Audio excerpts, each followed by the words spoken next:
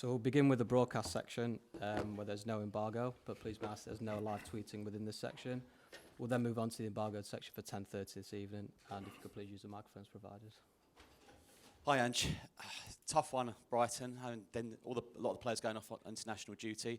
Have you had a chance to strangle, explode at them yet after that? Yeah, look, I was speaking metaphorically, as you can see, because I'm here, I haven't exploded, and yeah, look, it's one of those where you're kind of, as much therapy as anything else, just get things off your chest, but at the same time, you know, it's about giving the right sort of feedback. The emotion of what you're feeling straight after the game is obviously, dissipated 10 days later, but like I said, it's important that the players get the appropriate feedback for what was, a real sort of difficult game for us, because we, as well as we did in the first half, we were really poor in the second half. During the break, there was talks with Van der Lecht and Ryan Mason potentially going there. It didn't happen. Can we get more on that, and how pleased are you that he's still here? Yeah, look, there wasn't too much in it, but I've always worked on the premise that, part of my role is also, developing coaches, and something I take great pride in. And Ryan's obviously someone who sees himself, one day taking that opportunity. And, it's obviously a really important decision for the guys, and it's not like, we want them to leave. And certainly with Ryan, he's doing a great job for us here. But at the same time, I think if it's something that they want to explore, I think it's important they do that, because it confirms one thing or another for them in their head about, where they're currently at and whether it's the right job for them. So, but, to be fair, Ryan, he was pretty straightforward with it. And the only thing I said to him, look, I didn't want it drawn out, taking any time, and he didn't. And he's really happy where he is now and committed to us. I know how much you value the importance of international football, being a former Australia head coach yourself. Obviously, the news this week, Thomas Tuchel's now the England head coach. You've managed in Japan. You're proud of being there. You've managed in Scotland. You love it there. I know how much you love London. One day, would you consider being a national manager of England or elsewhere, non-Australia? Look, one day. Yeah, one day. From my perspective, like I said, I enjoyed international football, but I felt, there was by the end of it, I was really keen to get back into the day in, day out of club football, and it's where I'm really passionate about. But in the future, who knows? I think so. You kind of, I do feel an attachment to certain nations that I've worked in, so it wouldn't be exclusive to Australia. And probably, in fact, I wouldn't coach the Australian national team again, because I've kind of done that. So, but. Look, it is a real. It's a different role. There's greater responsibility, because there's a whole sort of nation's expectations around that position, and you feel that. But hugely enjoyable as well. Ange, you said you gave the appropriate feedback to your players after the Brighton game. What was that feedback? What kind of reaction do you want to see tomorrow? Yeah, look, I think by appropriate, I mean you can't just dismiss what happened in the first half and just focus on the second half. I mean, it'd be different if it was a really poor performance all round. Then you've kind of, not an easier, but analysis can be fairly straightforward. But kind of the question is why we were so good in the first half and so poor in the second half. And the second half was more around that just didn't look anything like ourselves. We were really passive with and without the ball. We lacked real conviction and courage in everything we did. It's almost like we felt like we'd done enough, and I hadn't seen that before in us. And it's a good lesson for the whole group that you need to make sure that irrespective of how a game is going, that you kind of stick to the core principles of your football. And it's a timely reminder for us that. Particularly in a game of football, when you haven't and really in the first half we should have finished the game off, that when you don't, it's very easy for momentum to shift. Tomorrow will be West Ham's 5th London derby in the Premier League this season, but this is the one that means the most to their fans. Are you aware of this rivalry and the significance of it? Yeah, no, I was made very aware of it last year, and what it means, and important game. We last year we played really well, but didn't end up winning. Here at home, it was kind of the tail of our that part of our season a little bit. But it's going to be a challenging game. They've got some fantastic players in the team. Obviously, they've got a new manager. They're doing things a little bit differently. We saw in the last game just what a threat they can be, particularly going forward, and good challenge for us. But I think the emphasis has to be on us reproducing the form we've shown in recent times, and like I said, more importantly, sticking to the principles of our game. You mentioned the new manager, Julian Lopetegui, was singing your praises yesterday. What do you think of him? Yeah, I mean, you just have to look at sort of the positions he's held, and that gives you a fairly clear idea of how highly he's regarded and the impact he's made. You don't become sort of manager of Spain or Real or the jobs he's held. And I'm always interested when managers come in and sort of try and take a club in a new direction. Obviously, they're trying to play a little bit differently, and it's not easy to do. So I'm always intrigued by managers who kind of take that path. And he's a top quality coach, and I think I think he's starting to build sort of the team that he wants at West Ham, and I think it'll be exciting for the supporters. Thank you. Ange, how are you? I'm good, mate. Didn't beat West Ham last season in either game. Drew at West Ham, and despite being absolutely dominant at home in the first half, lost at the Tottenham Hotspur Stadium. But this will be a very different West Ham team. You mentioned already the new manager likes to play in a very different way.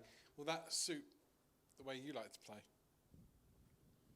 No, not necessarily. I mean, I think it is a different approach, but most of the personnel is still there from last year when you look at sort of the kind of lineups they've had the last 2 or 3 weeks. So, there's still that emphasis that they had last year. I mean, they're a big side, they're a physical side, they've got some real speed on the wings. So I don't think there's a style that suits us or doesn't suit us. I think when we play well, we can play well against most systems and styles, as we've shown.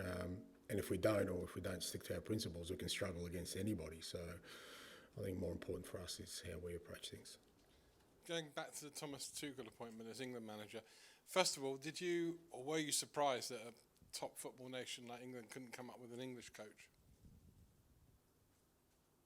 No, I mean, I think, obviously they were looking for somebody to replace Gareth, who'd done an unbelievable job, and I guess like most things, they probably canvassed, who was the most appropriate for the role now. I think there's some very, very good English coaches around, but with national team jobs, it's not always straightforward. It's about timing sometimes.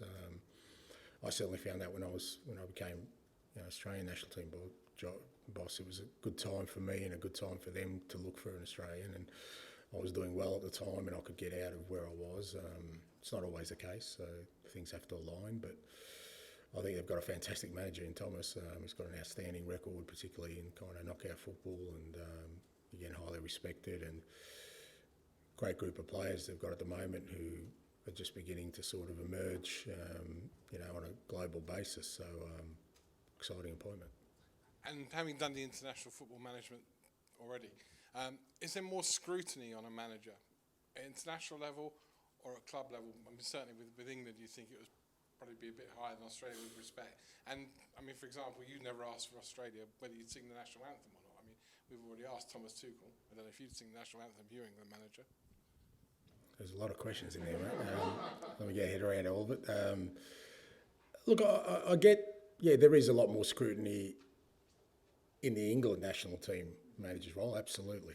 More than probably any other role anywhere in the football universe, I'd say, from living here. And it's funny how, there's this clamour for an English manager, but I'm not sure you guys have treated English managers really kindly in the past. It's not like they get extra support by being English and managing their national team, just looking at the history. And again, I'm looking at it from afar. So,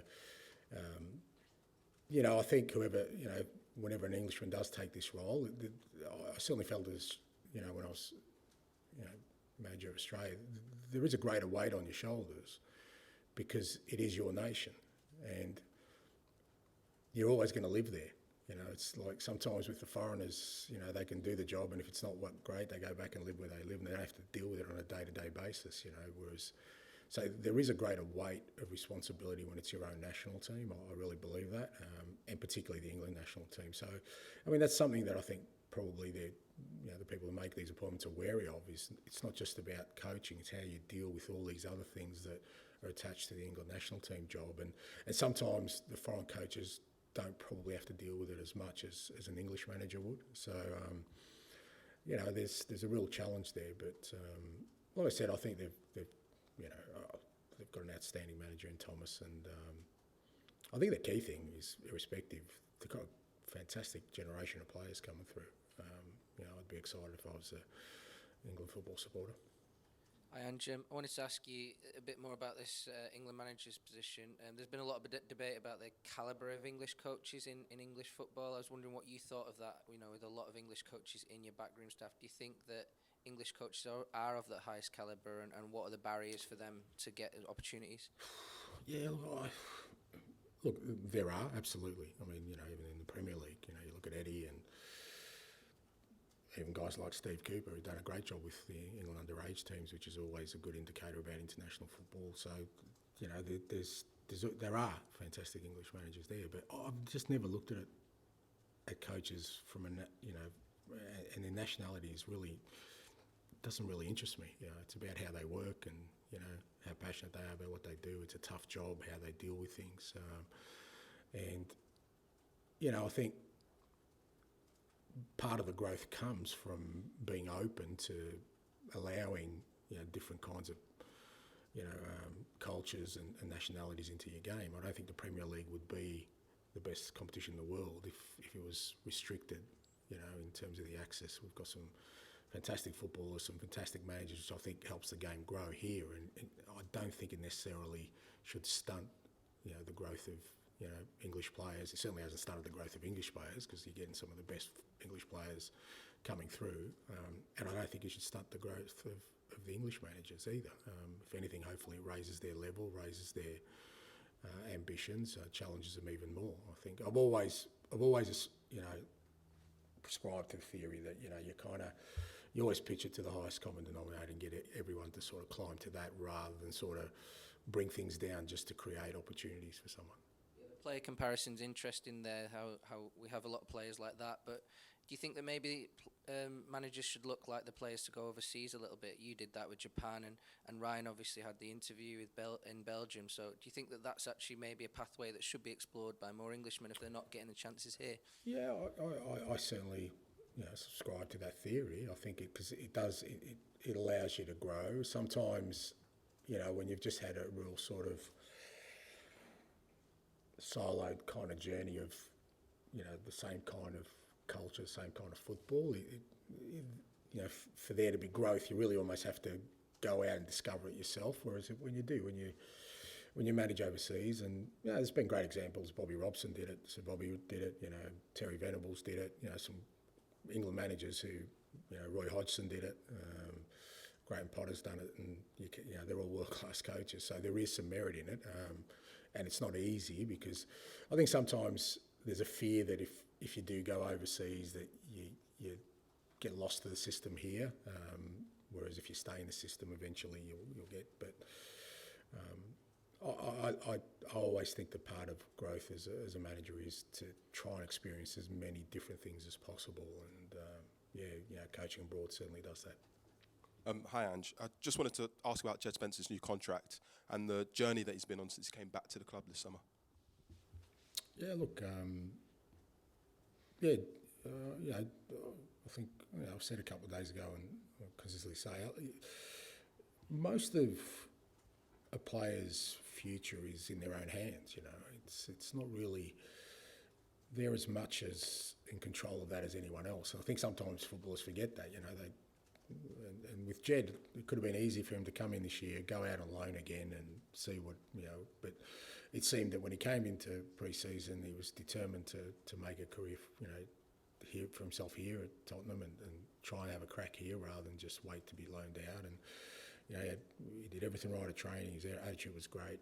He's a good footballer. I think the way we play suits him, and, he's knuckled down to that, and he's earned himself a spot on the roster in our squad, and the rest is up to him again.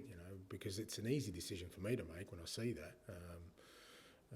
Like I said, sometimes footballers think that, you know, their fate is in other people's hands. You know, for the most part, it's in their own. You know, if they're doing well and if they're doing everything right, the future tends to take care of itself. Whether that's, you know, where you currently are, you move on. But, you know, and Jed's certainly done that.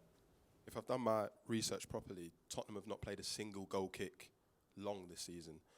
So just wanted to ask if you could just explain why it is so important to you that players always look to pass it short.